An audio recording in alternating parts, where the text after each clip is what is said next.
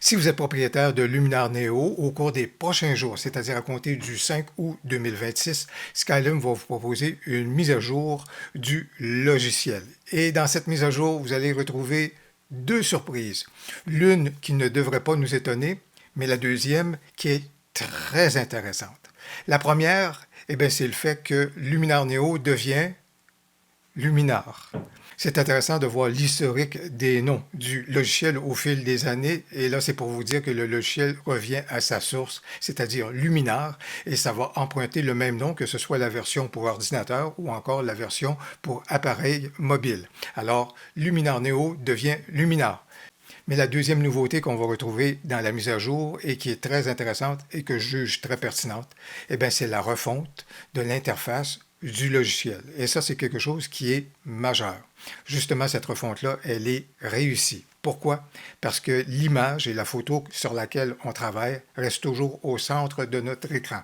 Alors, par exemple, dans ce cas ici, voilà donc l'interface telle qu'elle va se présenter à vous à partir de la mise à jour. Alors, notre image, elle est là. Et là, juste ici, vous retrouvez donc les catégories et les familles donc d'outils que vous pouvez utiliser pour retoucher la photo. Alors, par exemple, au niveau des pré-réglages, ils sont déjà là à ce moment-là et l'image reste au centre de notre écran. Je veux aller profiter des outils. Voilà, j'ai juste besoin de cliquer sur les outils. L'image est restée au centre de l'écran et voilà donc mes outils qui sont disponibles. Idem évidemment au niveau des modifications que j'ai pu apporter donc à la photo. Ça reste tel que c'était précédemment.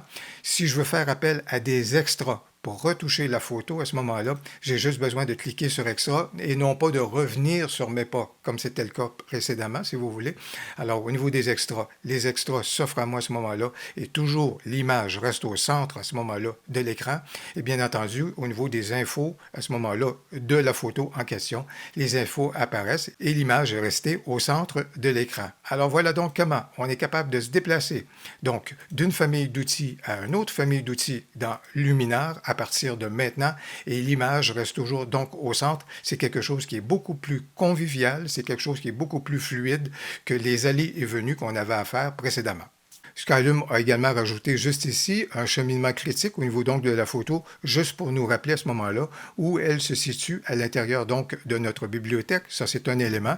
Et comme à l'habitude, vous allez également retrouver certains éléments au niveau de la modification de l'interface. Si vous, par exemple, vous voulez voir apparaître encore là, juste ici, la bibliothèque ou encore si vous souhaitez davantage à ce moment-là refermer ce volet d'information-là, c'est à votre portée, tout comme d'autres possibilités que vous avez juste ici à ce moment-là pour si vous voulez bonifier donc des éléments, ça c'est une chose, et bien entendu à ce moment-là, le volet de l'exportation au niveau donc de la photo est bien visible dans le haut à droite du logiciel.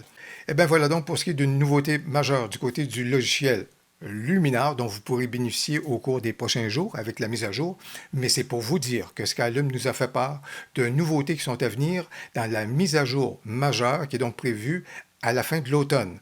Et à ce chapitre-là, dans le descriptif de la vidéo, vous pourrez lire les modules qui sont attendus au niveau de cette mise à jour majeure. Si jamais vous êtes intéressé à faire l'acquisition de cette nouveauté majeure à ce moment-là, vous allez retrouver tous les détails dans le descriptif de la vidéo. Si vous avez aimé la vidéo, n'hésitez donc pas à cliquer sur j'aime et dans les commentaires, faites-moi part de vos observations et de vos commentaires au sujet de la nouvelle interface. On a bien hâte de vous lire. Au plaisir, à la prochaine.